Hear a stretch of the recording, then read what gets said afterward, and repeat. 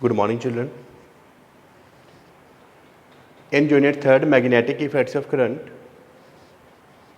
we have new topic, that is tow experienced by current carrying conductor placed in the uniform magnetic field. Now, this is the direction of applied magnetic field,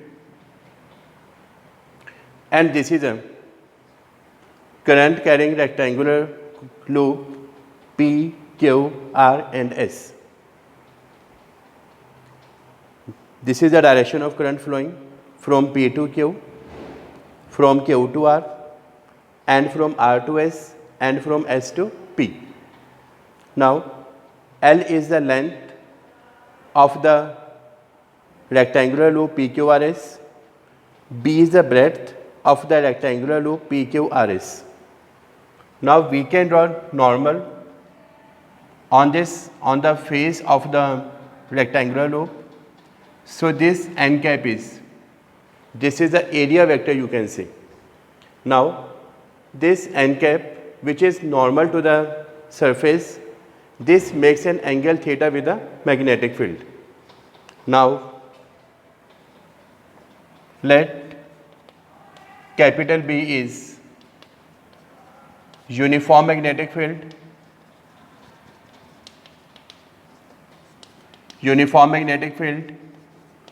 PQRS, rectangular loop,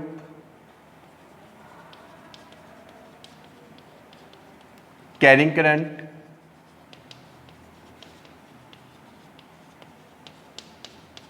I, L is length, B is breadth, capital N is number of turns,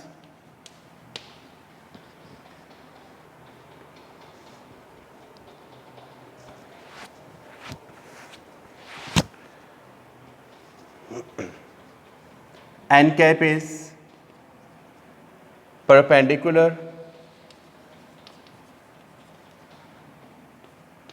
on the surface of rectangular loop.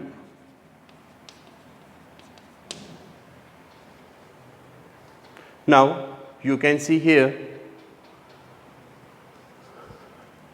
current I is flowing in the direction from P to Q. Now, you can take like this, that current is flowing in the downward from P to Q, and this is the direction of magnetic field. This is the direction of magnetic field here, like this. This is magnetic field. Now, current into length element, they are perpendicular to the magnetic field. So, force experienced by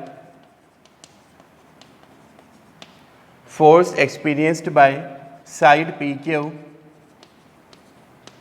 that is equal to F is equal to I L cross B, or magnitude of force I L into B into sin 90 degree, mod that is equals to I into L into B, because sin 90 is equal to 1. Now, using Fleming's left hand rule, we can find the direction of the force experienced by the side PQ. Now, this is the direction of current from P to Q. This is the direction of magnetic field, like this.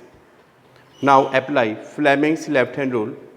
According to Fleming's left hand rule, this forefinger gives the direction of magnetic field, this central finger gives the direction of current, and the thumb that gives the direction of force. Now, we can apply like this. From P to Q, current is downward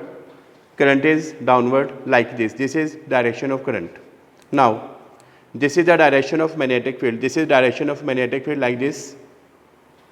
Now, this thumb that gives the direction of force applied. So, this is the direction of force applied, that is outward to the side PQ. Now, we can write that direction is direction is outward to the side PQ. Similarly, we can find the force on the R and S. In the RS, current is flowing in the upward direction like this. This is the direction of current, upward. This is the upward direction. This is the direction of magnetic field. This is the direction of magnetic field. Both are perpendicular to each other. So angle between, you can say, I, L and the magnetic field, that will be perpendicular. So now we can apply Fleming's left hand rule like this. Current is upward. This is the direction of current. This is upward like this. Now magnetic field is like this. These are the direction of magnetic field. Now you can see here like this. This is the direction of current. This is the direction of magnetic field. Now you can see this is the thumb. The thumb points in this direction, that is inward to the side SR. Now you can write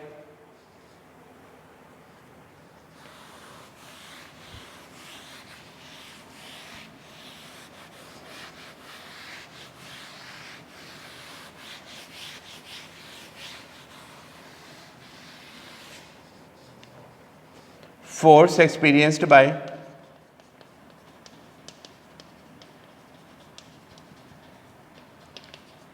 side RS. Now we can say this is F3 is equal to I L cross B. Now you can see I into L upward. This is the direction of magnetic field.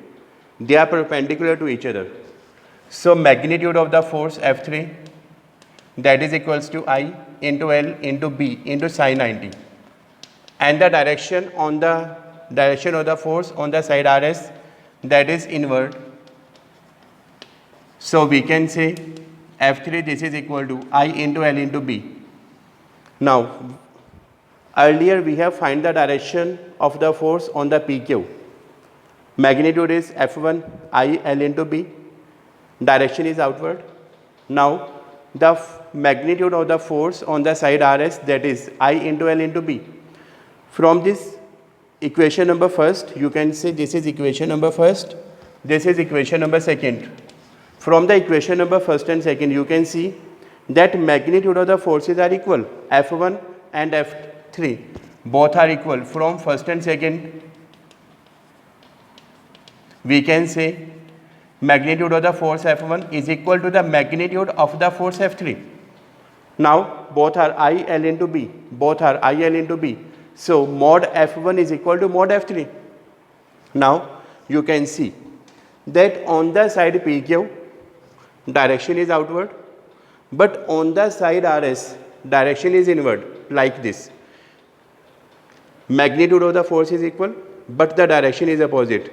So they form a couple, or you can say that tau will be experienced by the rectangular loop. Now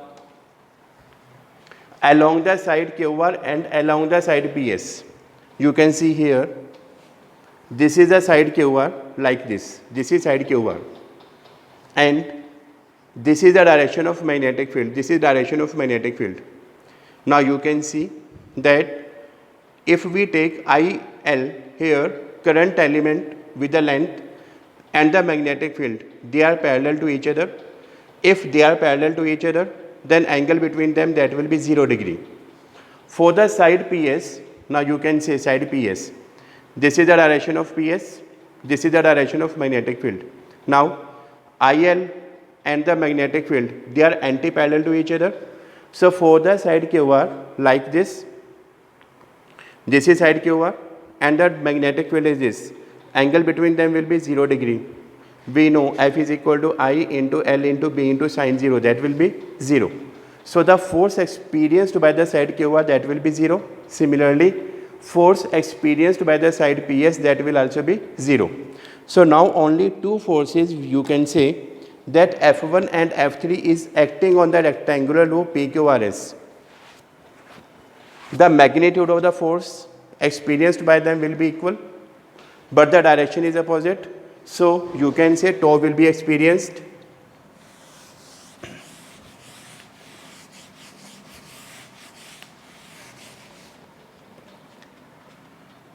Now tau experienced by rectangular loop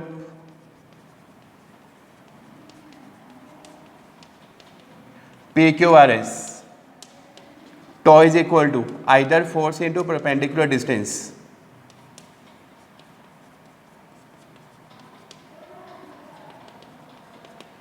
Tau is equal to either force F1 or F3, that is I into L into B, perpendicular distance. Now you can take, this is side PS, this is side PS, its length is B. Now this is angle theta with the magnetic field. Now you can draw PM perpendicular, this is perpendicular.